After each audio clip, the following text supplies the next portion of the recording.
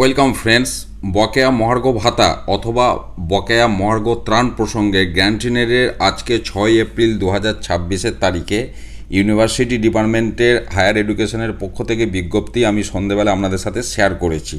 এবার কোন ফরম্যাটে হিসাবগুলো নেওয়া হচ্ছে এটা শেয়ার করছি এই কারণে, কারণ গ্র্যান্টিনেরের বিষয়ে বাকি যে ডিপার্টমেন্টগুলো আছে, সেটা স্কুল বলুন, পঞ্চায়েত বা আরও যে ডিপার্টমেন্টগুলো আছে, আপনাদের এই তথ্যটা জানা দরকার। আমি এর আগে একটা ভিডিওতে বলেছিলাম যে এই সময় অ্যাকচুয়ালি কী তথ্য আপনারা জোগাড় করে রাখবেন। দেখুন, এখানে দুটো টেবিল দিয়েছে, একটা এমপ্লয়ীদের জন্য আর একটা পেনশনার, ফ্যামিলি পেনশনারদের জন্য।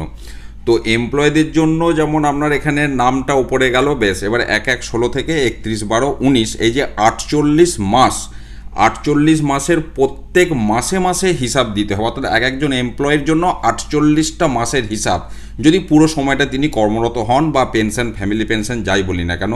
তো কী কী তথ্য নিচ্ছে, যেমন ধরুন 2016 সালের জানুয়ারি মাস, তারপর 2016 সালের ফেব্রুয়ারি মাস, তারপর মার্চ মাস, এইভাবে তিনটে এখানে দেখিয়েছে, বাকি মানে টোটাল 48 মাসের হবে। এবার বলতে চাইছে আর্নিংস, কি আর্নিংস করেছেন সে বিষয়ে বলছে ব্যান্ড পে, গ্রেড পে। এবার ওনাদের ক্ষেত্রে একাডেমিক গ্রেড পে আছে, এবার ব্যান্ড পে আর গ্রেড পে যোগ করলে হচ্ছে বেসিক পে, তার সাথে ডিয়ারনেস অ্যালাউন্স। এবার ড্রন, অর্থাৎ তিনি কত টাকা পেয়েছেন, এটা হচ্ছে পরিষ্কার কথা। 48 মাসের এইভাবে হিসাবটা পাঠাতে হচ্ছে ডিপার্টমেন্ট থেকে। এটা গেল এমপ্লয়ীদের। এবার যদি পেনশনার, ফ্যামিলি পেনশনারদের বিষয়ে বলি, দেখুন স্টেটমেন্ট অফ এরিয়ার বিল, এখানেও সেই 16 থেকে 19, কিন্তু এখানে এটা হচ্ছে পেনশনার নেম অ্যান্ড ডেজিগনেশন। এবার এখানেও সেই মাস ধরে ধরে কী কী তথ্য চাওয়া হচ্ছে, last basic pay, basic pension after commutation. এবার অনেকে 40% কমিউট করে বা যেমন কমিউট করে, তো সে কমিউট করার পর যেটা বেসিক পেনশন আর ডিয়ারনেস রিলিফ, এটা প্রত্যেক মাসে, অর্থাৎ 48 মাসের হিসাব ড্রন, কি পেয়েছেন সেই হিসাব প্রত্যেক এমপ্লয়ি, এখানে এমপ্লয়ি নয়, পেনশনার অথবা ফ্যামিলি পেনশনার, এইভাবে তথ্যগুলো কিন্তু চেয়ে পাঠিয়েছে ডিপার্টমেন্ট থেকে তাদের সংশ্লিষ্ট কর্তৃপক্ষকে।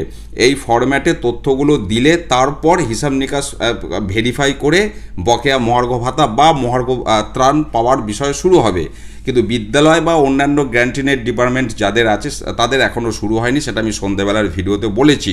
কিন্তু এই তথ্যগুলো আমি বলেছিলাম আপনারা কিন্তু নিজেদেরটা একটু হাতের কাছে রেডি রাখবেন। এই 48 মাসের যে তথ্যগুলো এখানে চাওয়া হচ্ছে, এগুলো একটু নিজেরা পার্সোনালি উদ্যোগ নিয়ে আপনারা কিন্তু অ্যাকুইটেন্স রোল বা আপনাদের যা অ্যাভেলেবেল রেকর্ডস আছে তার সাপেক্ষে কিন্তু এই তথ্যগুলো একটু নিজেরা প্রস্তুত করে রাখবেন।